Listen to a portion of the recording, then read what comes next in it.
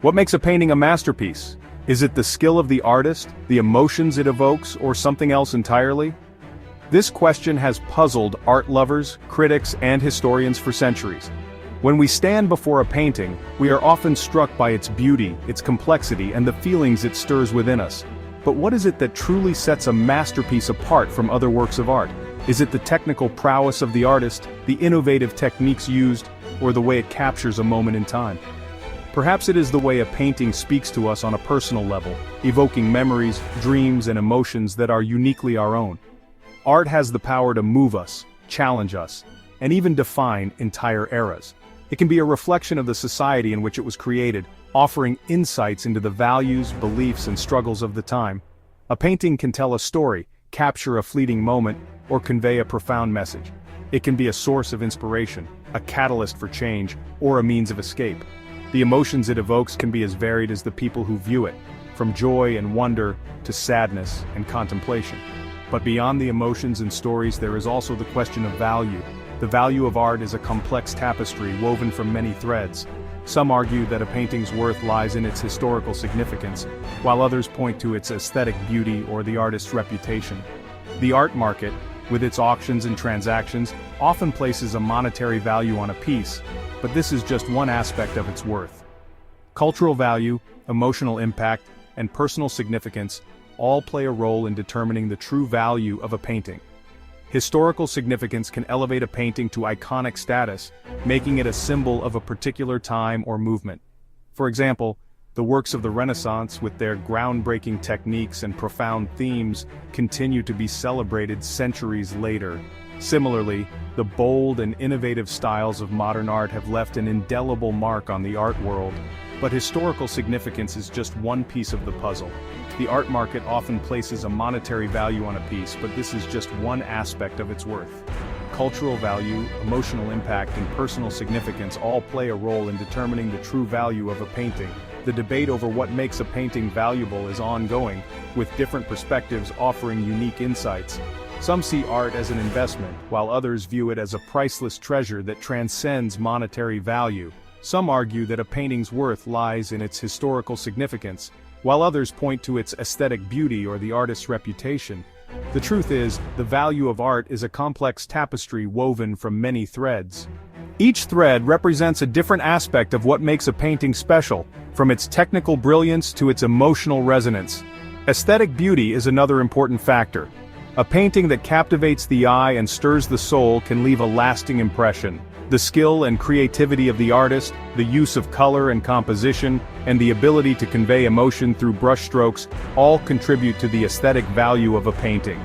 The reputation of the artist also plays a role, with works by renowned artists often being highly sought after and celebrated. The truth is, the value of art is a complex tapestry woven from many threads.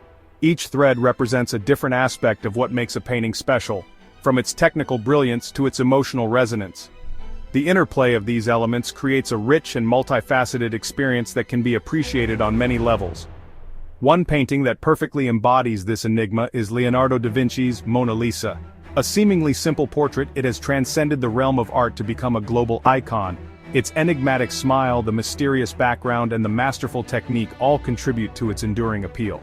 But how did this painting capture the world's imagination? The Mona Lisa's fame can be attributed to a combination of factors.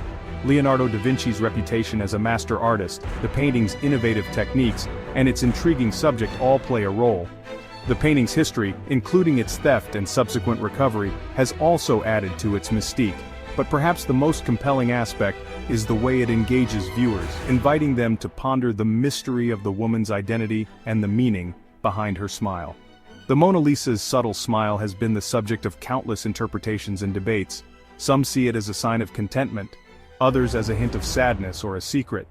The ambiguity of her expression allows viewers to project their own emotions and interpretations onto the painting, making it a deeply personal experience. This ability to connect with people on an individual level is one of the reasons why the Mona Lisa continues to captivate audiences around the world. The answer, like the painting itself, is full of layers waiting to be uncovered. Each layer reveals a new aspect of the painting's significance, from its technical mastery to its emotional impact. The Mona Lisa, like all great works of art, invites us to look deeper, to question, and to discover the many facets of its beauty and meaning. In the end, a painting's worth is not just in its price tag or its historical importance, but in the way it touches our hearts and minds, leaving a lasting impression that transcends time and place. Throughout history, art collectors have played a pivotal role in shaping the art world as we know it. Their patronage often dictates which artists gain recognition, and which artworks achieve masterpiece status. A single acquisition by a prominent collector can catapult an artist to fame, driving up the value of their work exponentially. The whims and tastes of these collectors, while subjective, become woven into the narrative of art history. They influence museum acquisitions, gallery exhibitions, and ultimately, the public's perception of what constitutes great art. The Mona Lisa's journey to becoming the world's most famous painting is inextricably linked to the hands it has passed through and the stories those hands have told. Leonardo da Vinci, a true Renaissance man, began painting the Mona Lisa around 1503. Born in Vinci, Italy, Leonardo was not just a painter but also an inventor, scientist, and mathematician. His diverse interests and talents made him one of the most influential figures of the Renaissance. The Mona Lisa, or La Gioconda as it is known in Italian, was commissioned by Francesco del Giocondo, a wealthy Florentine merchant. The painting was intended to be a portrait of his wife, Lisa Gherardini, to celebrate the birth of their second son and the purchase of their new home. The subject is believed to be Lisa Gherardini, the wife of a Florentine merchant. Lisa was born in Florence in 1479 and married Francesco del Giocondo in her early 20s. The couple lived a comfortable life, and commissioning a portrait from a renowned artist like Leonardo was a testament to their social status and wealth. The painting was meant to capture not just Lisa's likeness but also her grace and poise, qualities that were highly valued in Renaissance society. While renowned for his artistry even then, Da Vinci did not consider this particular portrait to be his magnum opus. Leonardo was known for his meticulous nature and his tendency to leave works unfinished as he constantly sought perfection. The Mona Lisa was no exception. He worked on it intermittently over several years, experimenting with different techniques and materials. This relentless pursuit of perfection is evident in the painting's intricate details and the lifelike quality of Lisa's expression. He carried it with him for years, constantly refining and perfecting his technique. Leonardo took the painting with him when he moved to France in 1516, at the invitation of King Francis I. He continued to work on it until his death in 1519. The Mona Lisa was more than just a commission. It was a personal project that allowed Leonardo to explore his artistic vision and push the boundaries of portrait painting. Upon his death in 1519, the Mona Lisa came into the possession of his faithful pupil and companion, Salai. Salai, whose real name was Gian Giacomo Caproti, had been with Leonardo since he was a young boy. He was not only a student but also a trusted assistant and confidant. Salai inherited many of Leonardo's works, including the Mona Lisa, which he kept until his own death in 1524. It eventually found its way into the collection of King Francis I of France, becoming part of the royal holdings. King Francis was a great patron of the arts and had a deep admiration for Leonardo's work. He acquired the Mona Lisa and placed it in his royal collection, where it was displayed in various palaces, including the Château de Fontainebleau and the Palace of Versailles. The painting was admired by the king and his court, but it remained relatively unknown to the wider public. However, the painting remained relatively obscure, appreciated by a select few within the walls of the French court. It was not until the 19th century that the Mona Lisa began to gain wider recognition. The painting was moved to the Louvre Museum in Paris after the French Revolution, where it was accessible to the public for the first time. Art critics and historians started to take notice of its unique qualities, and it gradually gained a reputation as one of the greatest masterpieces of Western art. It would take a dramatic event to catapult the Mona Lisa into the global spotlight. In 1911, the painting was stolen from the Louvre by an Italian handyman named Vincenzo Peruggia, who believed it should be returned to Italy. The theft made headlines around the world and sparked a massive search. The Mona Lisa was recovered 2 years later, and the publicity surrounding the theft and recovery turned it into a global icon. Today, the Mona Lisa is one of the most famous and recognizable works of art in the world, attracting millions of visitors to the Louvre each year. On the morning of August 21, 1911, the city of Paris awoke to what seemed like an ordinary day. The sun rose over the Eiffel Tower, casting a golden hue over the city. But as the day unfolded, it became clear that this was no ordinary morning. The art world was thrown into disarray. The Louvre Museum, a beacon of art and culture, was in a state of chaos. Museum staff were distressed, and visitors were bewildered.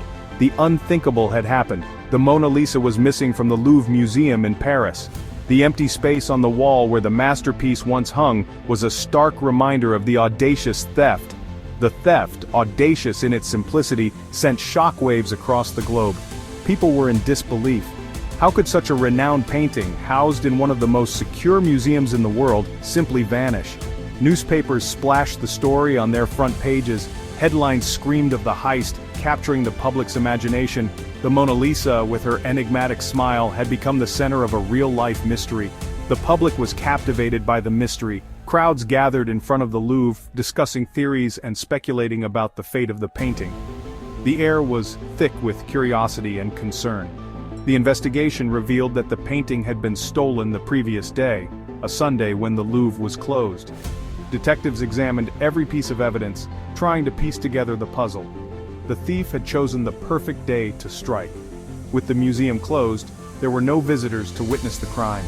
The empty halls of the Louvre echoed with the absence of its most famous resident. The thief, believed to be an inside job, had meticulously planned the heist. Suspicion fell on museum workers, and every employee was scrutinized. The audacity of the crime was staggering. The thief had seemingly walked out of the museum unnoticed, with the masterpiece hidden under his coat. It was a bold move that left everyone stunned. The audacity of the crime and the importance of the stolen artwork made it a sensation. Cafes buzzed with conversations about the theft, and newspapers continued to churn out sensational headlines. The world waited with bated breath, eager for any news of the Mona Lisa's fate. Radio broadcasts and newspaper updates were eagerly anticipated, as the public hoped for the safe return of the beloved painting. The mystery of the missing Mona Lisa had captured the hearts and minds of people everywhere, turning an ordinary day into a momentous event in art history. Paris, the city of lights, was plunged into a state of collective mourning. The empty space on the wall where the Mona Lisa once hung became a pilgrimage site, a stark reminder of the loss. Theories abounded, from elaborate art heists to political conspiracies. The French police, under immense pressure to solve the case, followed countless leads, but the painting remained elusive. The theft had an unexpected consequence. It thrust the Mona Lisa into the public consciousness like never before. Images of the painting were circulated worldwide, becoming instantly recognizable. The mystery surrounding its disappearance only added to its allure. In a strange twist of fate, the theft that intended to steal a painting ended up stealing the world's heart. The investigation into the Mona Lisa's disappearance was a tangled web of false leads and dead ends. The police questioned everyone from art collectors and former Louvre employees to petty criminals and disgruntled tourists. For months, the case seemed unsolvable, the painting lost forever. However, amidst the chaos, small clues began to emerge. A witness reported seeing a suspicious man lurking near the Louvre the day before the theft. A discarded picture frame believed to be from the Mona Lisa was found in a nearby alley. These seemingly insignificant details slowly started to paint a picture, leading investigators closer to the truth behind the daring heist. After this, the police lost all leads on the suspects, and the authorities, just in case, decided to fire the director of the Louvre, who had assured journalists just months before the theft that stealing from the museum was as difficult as stealing Notre Dame. For 2 years, the whereabouts of the Gioconda remained unknown, but the painting gained worldwide fame. Nothing during that time could rival its notoriety. Just when many began to believe that the Mona Lisa was lost forever, an antique dealer named Alfred Gerard in far-off Florence received a strange letter. The author of the message offered him the chance to purchase the invaluable artwork, not somewhere in Paris but right there in the homeland of Leonardo da Vinci. Alfred was so astonished that he showed the letter to his friend, the director of the Uffizi Gallery, one of the most significant art museums in Florence.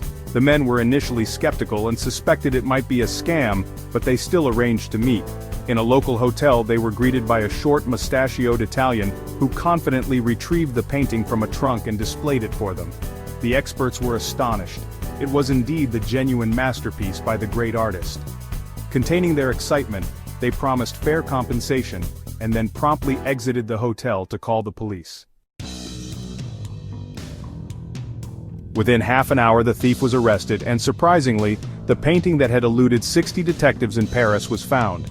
The man attempting to sell the Gioconda was identified as Vincenzo Peruggia, a common laborer without a stable profession. After comparing his fingerprints to those found on the frame in Paris, the police had no doubt he was the criminal. Moreover, his details were even in Bertillon's database, as Peruggia had previously encountered legal troubles for petty theft. However, the card contained prints of his right hand, while the one found at the crime scene was from his left. This case ultimately led to the abandonment of the Bertillon system in favor of more advanced fingerprint analysis. The police's initial suspicions were confirmed. The thief had actually worked at the Louvre for 8 months. Peruggia was involved in creating protective glass for paintings, including the Mona Lisa, which meant he was familiar with the building's layout, security measures, and the structure of the frames. He realized it wouldn't be difficult to steal the painting. He chose the Gioconda almost by chance. He had originally intended to take works by Raphael or Titian. At the time of the theft, Peruggia had already resigned but kept his uniform, taking advantage of the employee's entrance to join the staff. From there, it was just a matter of technique. He hid in a closet until the gallery emptied, took the painting off the wall, and headed to the dark staircase. There, he removed the Gioconda from its frame, wrapped it in his uniform, and easily left the museum. He even encountered the plumber who helped him open a door.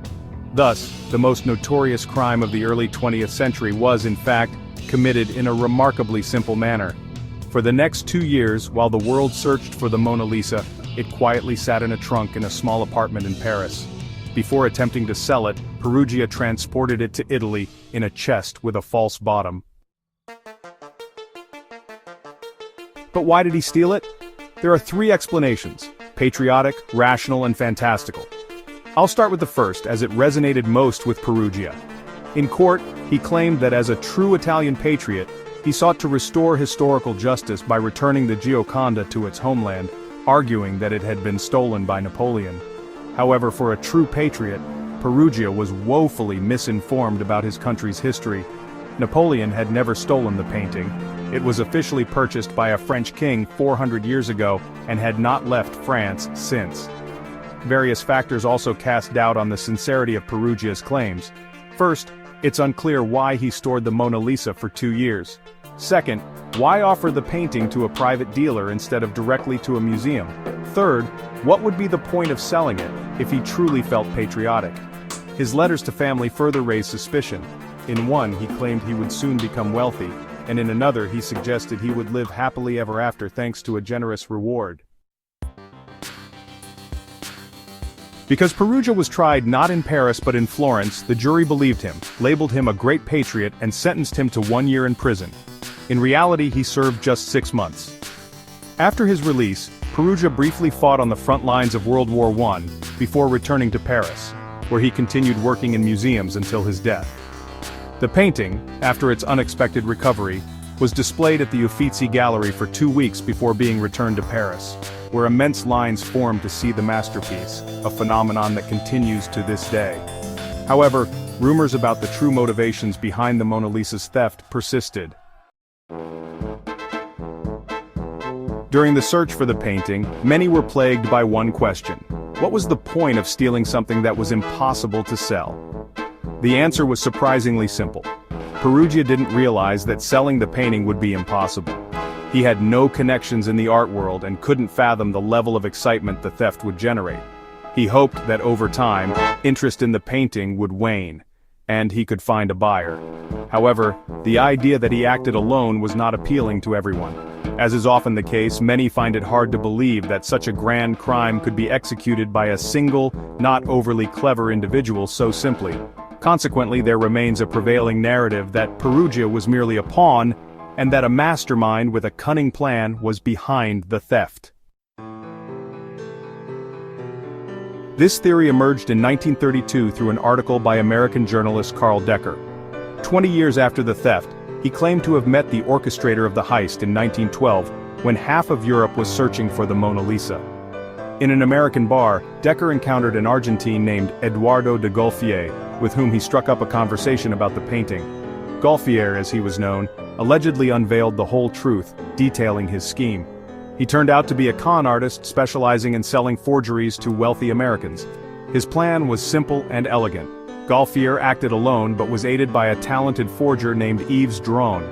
First, Dron would create a copy of the desired painting, and then Golfier would persuade museum workers to replace the original with the forgery for a few days. During that time, he would bring a buyer to inspect it, and while no one was watching, he would encourage the buyer to mark the back to verify its authenticity. After that, the museum staff would switch the original back, and Golfier would sell the counterfeit with ease. With this rationale, Golfier supposedly decided to elevate his previous schemes. Allegedly, he arranged to sell the painting to 5 buyers simultaneously, prompting Dron to create multiple copies which he transported to America before the theft. Later, he hired Perugia and 2 others for the actual heist. Once they completed their part of the job, the orchestrator vanished, leaving Perugia unsure of what to do with the stolen painting.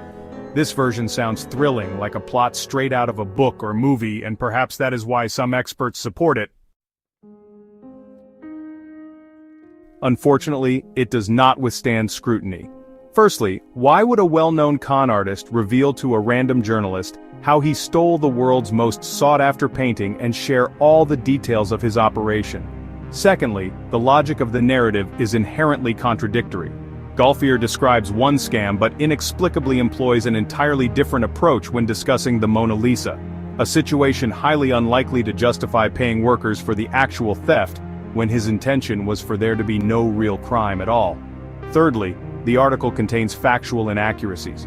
Golfier claimed he consulted 3 people because the Mona Lisa was very heavy, weighing 100 kilograms, when in reality it weighs less than 10 kilograms.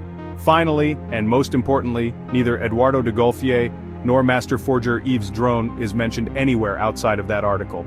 They appear to be fictional characters. There are no photographs, no verifiable biographies, and no testimonies from others. Furthermore, over the past century, not a single forgery attributed to Yves Dron has been uncovered, which is simply astonishing. Modern detection technologies have advanced immensely, and not one of those 5 paintings has surfaced over the 100 years. One could speculate endlessly about how naive those 5 American owners might have been, possibly believing that their family had owned the genuine Mona Lisa for generations, or fearing to admit that their ancestor had been duped by con artists.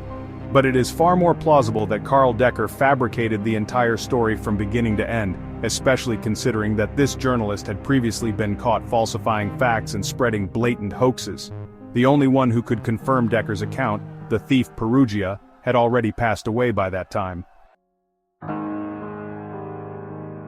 Yet his story continues to resonate. Even the hotel in Florence where he hid the Mona Lisa has been renamed Hotel La Gioconda.